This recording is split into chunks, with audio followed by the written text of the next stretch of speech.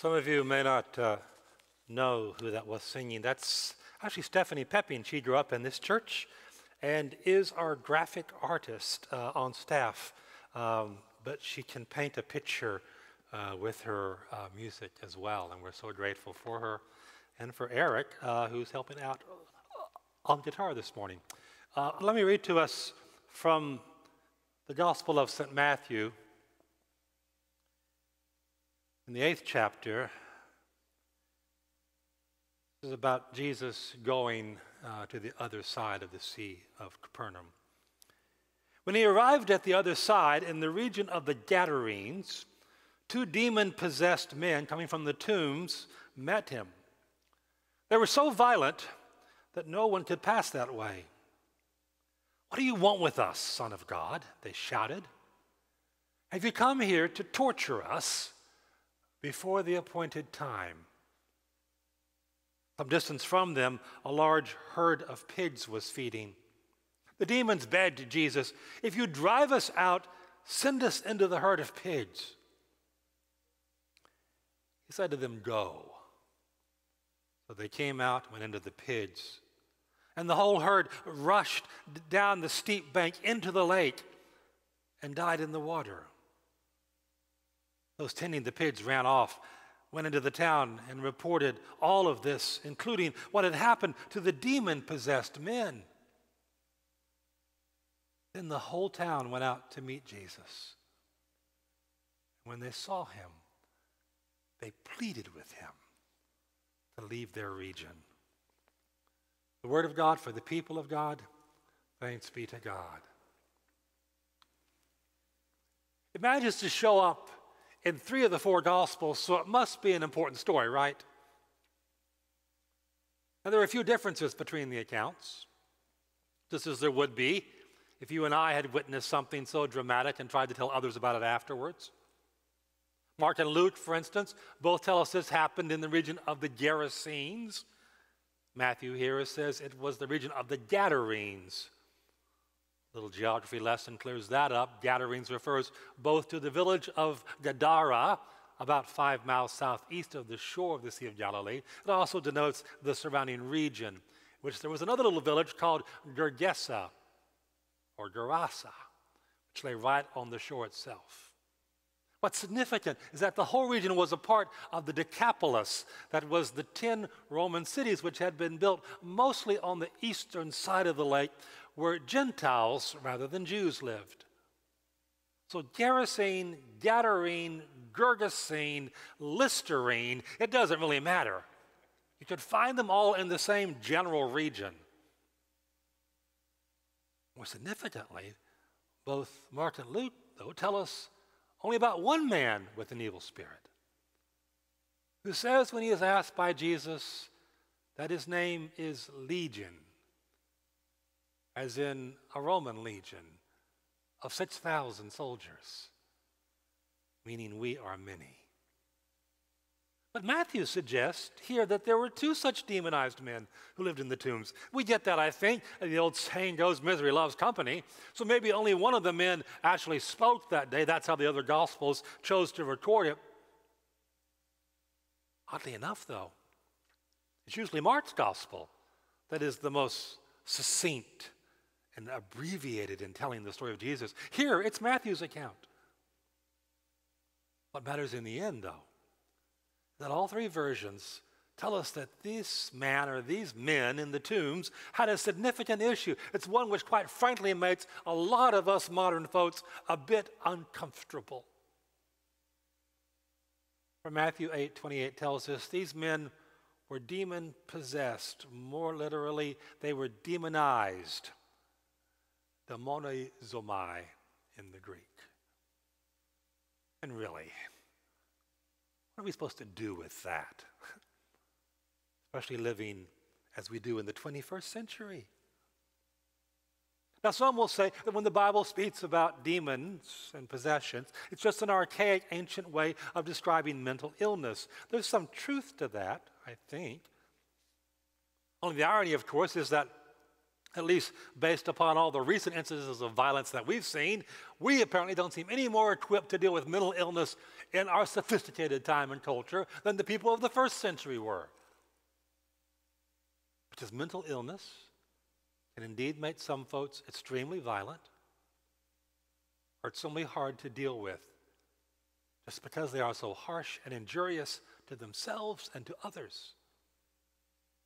What the Greek term used here means. It's amplified by an emphatic adverb as well, which means that something has been so intensified so as to take it to the next level, to step it up a notch, all the way to the max, in fact. But having said all of that, someone who's demonized in the Bible has something else going on as well. Now, Mark and Luke only use the term one time in their Gospels in their parallel versions of this same story. But Matthew suggests it's a bit more prevalent, not just among the Gentiles like the Gerasenes or the Gergesenes, but among the Jews, the Israelites as well.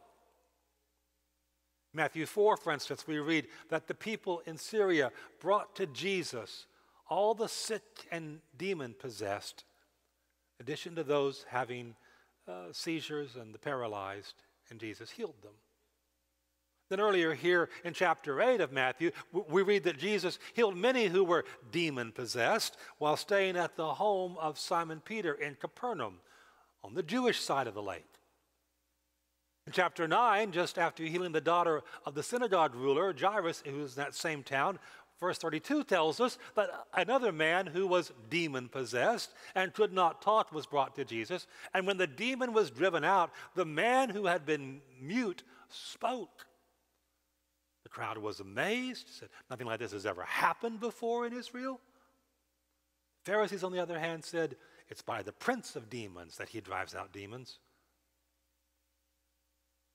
And in chapter 12, Jesus says that demons are impure spirits that seek to do evil.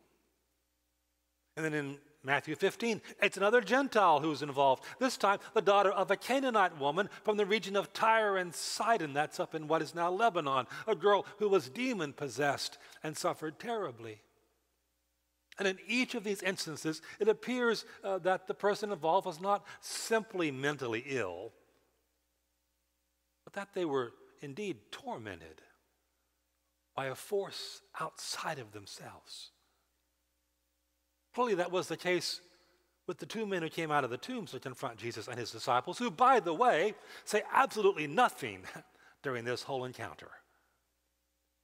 They are freaked out enough just being in Gentile territory on the other side of the lake, especially after Jesus has calmed a storm on the lake that night before with just a word. They sure aren't ready for this level of craziness and even violent behavior. All of which should tell us there is more to this world than the human eye can see or the human mind can even process. There's a spiritual reality. Whenever Jesus shows up in places, the contours of an ancient spiritual conflict between God and the devil come into sharp focus indeed. Look, for instance, at what is said to Jesus almost the minute he gets off the boat in that place. What do you want with us, Son of God? Have you come to torture us before the appointed time? Isn't that just a little peculiar? The Pharisees didn't seem to know who Jesus really was. The Sadducees didn't. Not even the disciples were completely sure.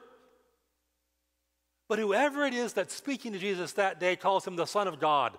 Mark and Luke say they even address him as Jesus, Son of the Most High God. Because you see, it wasn't just those two men who were engaging with the Lord that day. It was the spiritual forces which had long since captured and bound them. And if all that's just a little too weird for you, well, I apologize. But the truth is, there are such spiritual forces in the world even today. There is a wicked evil that goes beyond simply the human expressions of it. There is an opposing spirit to the Spirit of God that is waging war every day all around us, whether we know it or not. And sometimes the the spiritual warfare is going on inside of us as well. See, there's clearly some distinction between these two individuals and the spirits which have come to control them. For we read that the demons knew exactly who Jesus was and what he could do. We may not always readily recognize evil, but evil always knows who God is. But how did these two men get this way in the first place? I don't know. But I'm fairly certain that it wasn't something that happened to them overnight. Sin is always a metastatic force in people's lives. It starts small. We allow a bad habit or an unforgiving spirit, say, to find harbor in our lives. And then the longer we fail to deal with it, the more it spreads. It's like a cancer that we try to ignore. Until finally, we no longer have control over it, it controls us. To be demonized is to allow ourselves to come under the power of the forces that oppose God and all of his goodness. Some may call them fallen angels. However we think of them, such forces are real. And so it's up to us not to put ourselves in a position for them to gain authority in our lives. I think, for example, of the transformation of a young hobbit named Smeagol in J.R.R. Tolkien's classic story, The Lord of the Rings. While out for a day of play and fishing on his birthday with his cousin, Deagle, when his cousin is pulled under the water by a great fish, he sees something shiny on the river bottom and he grabs it. And he comes up with the one ring to rule all rings in his hand, this ring of power. And when Smeagol sees that ring in his cousin's hand, he has to have it. So he strangles Deagle, hides his body far from home, takes the ring for himself, using it to become a sneak thief, invisible to others around him. But pretty soon, the ring begins to change Smeagol. He starts to make a sickly swallowing noise in his throat. And as the darkness begins to devour him, Smeagol comes to hate and fear the light. His name even changes from Smeagol to Gollum, after the sound from his own throat. He comes to call the ring my precious. And as the story unfolds, it becomes increasingly clear that Smeagol has lost everything, including his identity. For the ring comes to consume him. It is part of him, and he a part of it, as the borders between it and himself are blurred, if not erased. And for these two men, those borders have likewise been erased. But when Jesus shows up, the demons know that their possession of these men, which represents another stronghold of Satan, the sphere of the spirit world, is being invaded and overpowered.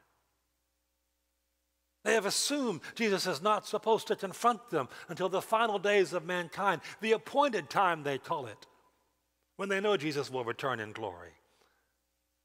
They discover that the appointed time has already begun with Jesus. Matthew says that they ask him, "Have you come to torture us?" Mark records they cry out to Jesus, "Swear to God that you won't torture us." Luke writes that they indeed begged Jesus not to torture them. All three Gospels, that word torture, batsanizo, refers to examining someone with extreme prejudice, as we would say today. Which means, of course, that the powers of darkness know exactly who is actually the Lord of all, never mind what the so-called prince of this world might claim. And so in turn, they begged Jesus not to send them out of the area or order them to go down into the abyss where they belonged, but to send them instead into a nearby herd of pigs. Now, if you are an observant Jew, listening to this story, this is probably the final straw for you. Because already Jesus has done something which most religious Jews of his time wouldn't do. He's gone over to the other side, quite literally to the other side of the lake, the Gentile side. Then he's gone into a cemetery. Jews wouldn't do that either. Contact with the dead rendered a Jew ceremonially unclean, which may have been why the demonized men came out to accost Jesus and his disciples, his Jewish disciples, in the first place, to try to scare them off. May also be why those disciples kind of hang back during the whole encounter. But if all that weren't enough, now you have pigs in the story. The prohibition against eating or even handling pork goes all the way back to Leviticus 11. Every animal that does not have a divided hoof or that does not chew the cud is unclean for you. Whoever touches the carcass of any of them will be unclean. And this may seem silly to us. Who doesn't like a McRib sandwich, huh? For the Israelites, it's a matter of obedience. Part of what makes them uniquely God's people in a pagan world.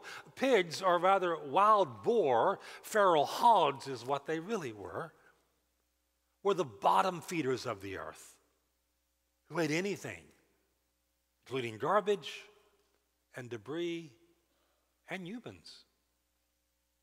They were, like feral hogs are today, some of you know this, extremely destructive, nasty, and aggressive. All in all, decidedly non-kosher. In fact, Jews considered swine and demons to be of the same order. This is why Jesus will tell the disciples not to cast pearls before swine in the previous chapter of Matthew. Later on, St. Peter will refer to false teachers as those returning to their swinish and pagan nature. And so Jesus said to the demons simply, "Go." Or maybe he said, "Go." The demons came out of these two men when herd into the herd of pigs, which promptly rushed down to the steep bank into the lake and died in the water. But that's not really the point of this story, is it? But the question which the demons asked of Jesus is really the same question a lot of us asked of him as well. Namely, what do you want with us, Son of God? See, we intuitively know Jesus indeed wants something of you and me. And that something is not just recognition of who he is, but of his calling to lay down our nets and follow him. Follow him into a world which now more than ever needs to know about his love, but also about which needs to know what it means to live righteously, to stand for justice, to do good, to love mercy, to walk humbly with our God, Micah said. Follow him in our hometowns, just like Peter followed him in the town where he lived, Capernaum. But follow him to the other side as well. Cross over the cultural and racial and societal boundaries, which we have so carefully constructed with us on this side of the lake and them on the other side. Follow him to unknown places, which can be frightening, even terrifying sometimes. Follow him when it leads us to people like these two men who had long since lost themselves, desperately needed a Savior. Give their lives back to them. Now, I want to be as clear as I possibly can be here. Please hear this. I'm not at all suggesting that people who have emotional or mental health issues are all demon-possessed, need an exorcism of some sort. But I am saying that the true healing of broken people always has to have a spiritual component in it. For we are indeed wonderfully and fearfully made by our Creator. Nobody is truly healed and wholly healed until they are healed by God. And so part of our task as a people, as a church, is to reach out to others, let them know about the man who can make them whole once more. It's not an easy task. We've got to be clear. A lot of folks will never accept what we try to tell them about Jesus. We should notice, for instance, that when the people in the nearby town hear about what has happened, and as the other two Gospels record, they come and they see the one who had been living in the tombs, now dressed in his right mind. They don't rejoice at the power of God. They don't leap to welcome the outcast back home after so long of being away. What do? They plead with Jesus. Literally, they beg him just like the demons had begged Jesus. It's the same word used both places. They beg him to leave their region. Because when all is said and done,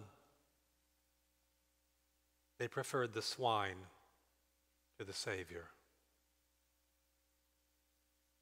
Friends, I fear many today do exactly the same. They may not ever come out and say, forget Jesus, I want the bacon. That's exactly what their choices suggest. They know what Jesus wants with them, which is that he wants them. They're just not ready to come. Yeah, this is an important story, even if it makes us squirm a little in all of our sophistication. So I ask you this morning, what is it, do you suppose, Jesus wants with you today? What does he want with you? Is it to give up a bad habit and pick up a good one in its place? Is it to stop holding a grudge against somebody else and start acting in love toward them instead? Is it to give up your greed and learn rather to practice generosity to all? Let's be really clear about it this morning. As the demons discovered, dear friends, the appointed time for Jesus has already begun. Question is, will you come to him this morning? Or like the demons and like the Gadarenes, will you beg him to go away and leave you alone? Amen.